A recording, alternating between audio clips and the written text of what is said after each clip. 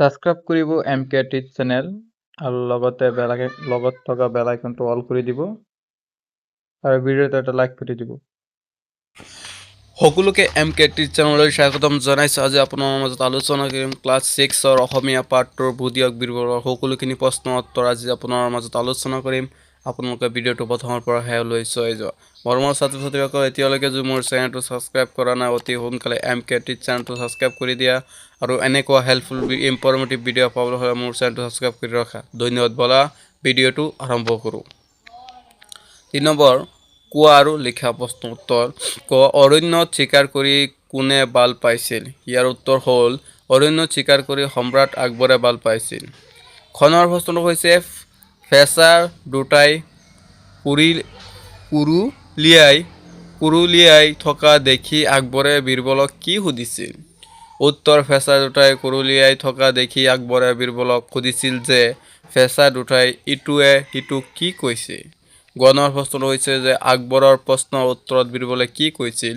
উত্তৰ আকবৰৰ প্ৰশ্নৰ উত্তৰত বীৰবলে কৈছিল যে ফেঁচা দুটাই নিজৰ ল'ৰা ছোৱালীৰ বিয়াৰ কথা পাতিছে। এজনী ফেঁচাই জীয়েকৰ সৈতে আনটো ফেঁচাৰ পুতেকৰ বিয়াৰ বন্দবস্ত চলিছে।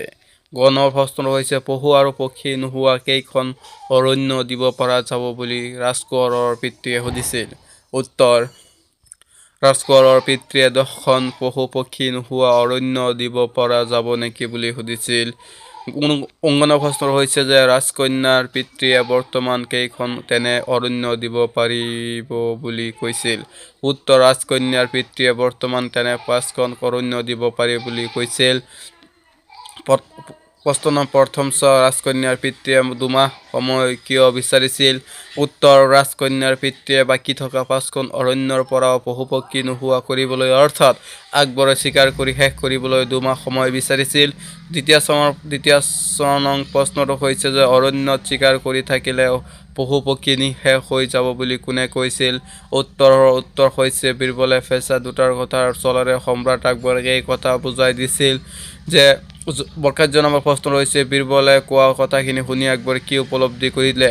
উত্তৰ বীৰবলে কোৱা কথাখিনি শুনি আকবৰে উপলব্ধি কৰিলে যে তেওঁ যদি এনেদৰে চিকাৰ কৰি থাকে তেন্তে এদিন পৃথিৱীৰ পৰা সকলো চিকাৰযোগ্য জীৱ-জন্তু আৰু চৰাই চিৰিকটি নিঃশেষ হৈ যাব। জনৰ প্ৰশ্নটো হৈছে যে আকবৰে শেহত বীৰবলক কি কথা কৈছিল? উত্তৰটো হৈছে যে আকবৰে শেহত বীৰবলক কৈছিল যে বীৰবলে তেওঁৰ চকু মুকলি কৰি দিলে আৰু সেই দিনাৰ পৰা তেওঁ নিৰ্দোষী জীৱ-জন্তুৰ চিকাৰ কৰা ত্যাগ কৰিব বুলি কথা দিছিল। 5 নম্বৰ দলত আলোচনা কৰি উত্তৰ লিখা। আকবৰে কোৱাৰ দৰে বীৰবলে প্ৰকৃততে পশু পক্ষীৰ মাত বুজি পাইছিল নে? যদি বুজি পোৱা নাছিল তেনে কিয় বুজাৰ বাও জুৰিছিল? উত্তৰ নাই, বীৰবলে প্ৰকৃততে পশু পক্ষীৰ মাত বুজি পোৱা নাছিল। সম্ৰাট আকবৰে অত্যাধিক চিকাৰ কৰাৰ ফলত অৰণ্যৰ পশুপক্ষী নিঃশেষ হৈ যোৱা আহিছিল। সেই কথাটো সম্ৰাটক পোনপটীয়াকৈ ক'লে তেওঁ বেয়া পাব পাৰে বুলি ভাবি বীৰবলে পশু পক্ষীৰ মাত বুজাৰ বাও জুৰি কোশৰে কথাটো বুজাব বিচাৰিছিল। খ নম্বৰ প্ৰশ্নটো হৈছে যে উপস্থিত বুদ্ধিৰে বীৰবলে উদ্দেশ্য সাধন কৰিব পাৰিলেনে? উত্তৰটো হৈছে হয়, উপস্থিত বুদ্ধিৰে বীৰবলে নিজৰ উদ্দেশ্য সাধন কৰিব পাৰিলে। তেওঁৰ কথা শুনি সম্ৰাট আকবৰে নিজৰ ভুলটো উপলব্ধি কৰিব পাৰিলে আৰু চিকাৰ কৰা ত্যাগ কৰিবলৈ মান্তি হ'ল। 6 নম্বৰ প্ৰশ্ন হৈছে কোনে কাক কিয় কৈছিল, কি কাৰণে কি আৰু তেনেদৰে বুকু দাঙি ক'ব পাৰিছে? উত্তৰ এই কথাষাৰ সম্ৰাট আকবৰে বীৰবলক সুধিছিল।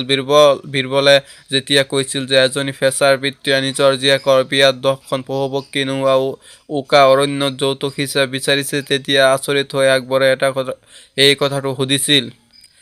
খনৰ প্ৰশ্ন হৈছে আমাৰ আজি অৰণ্য ভ্ৰমণ আৰু ফলপ্ৰসূ হ'ল আৰু ভৱিষ্যত চিকাৰ কৰাৰ হেঁপাহো মোৰ নাইকিয়া হ'ল, গতিকে বলা ৰাজপ্ৰসাদলৈ উভতি যাওঁ। ইয়াৰ উত্তৰটো হৈছে উত্তৰ এই কথাষাৰ সম্ৰাট আকবৰে বীৰবলক কৈছিল বীৰবলৰ কথাৰ মৰ্ম বুজি উঠি আৰু বন্যপ্ৰাণী সংৰক্ষণৰ প্ৰয়োজনীয়তা উপলব্ধি কৰি সম্ৰাটে এইদৰে কৈছিল। 11 নম্বৰ প্ৰশ্ন হৈছে বাক্য ৰচনা কৰা। কথা চহকী ৰমেন কফ কথা চহকী মানুহ তেওঁৰ লগত কথা পাতি থাকিলে সময় যোৱা গমেই পোৱা নাযায়। কথা চাবা কামটো কৰাৰ আগতে ভালকৈ কথা চাবা যাতে পিছত কোনো অসুবিধা নহয়।